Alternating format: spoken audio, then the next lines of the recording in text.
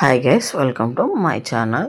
ఈరోజు రెసిపీ వచ్చేసి Oreo బిస్కెట్స్తో cake చేసుకోవడం అయితే ఎలాగో చూపిస్తాను.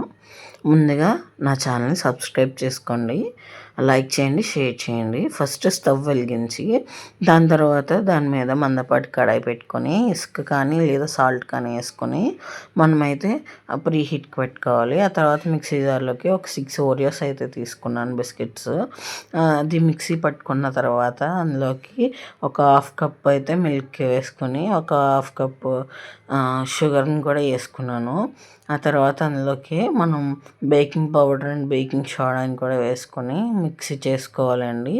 ఆ తర్వాత మిక్స్ అన్ని పక్కన పెట్టుకొని ఒక గిన్నె తీసుకొని మనం బేక్ చేసుకోవడానికి దానికి ఆయిల్ అప్లై చేసి దాని తర్వాత మనం మైదా డస్టింగ్ చేసుకొని మనం మిక్స్ చేసుకున్న మిక్స్ని అయితే అందులో వేసుకోవాలి. వేసుకున్న తర్వాత దాన్ని ట్యాప్ చేయాలి ఒక 6 టైమ్స్ అయితే.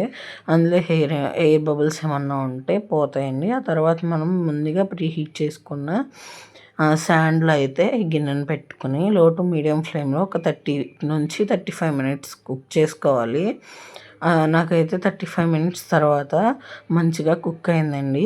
దీన్ని కొంతసేపు చల్లారిన తర్వాత డీమౌల్ చేసుకొని తినడమేనండి. చాలా బాగుంది. మీరు కూడా ట్రై చేసి ఎలా వచ్చిందో నాకు కామెంట్ చేయండి.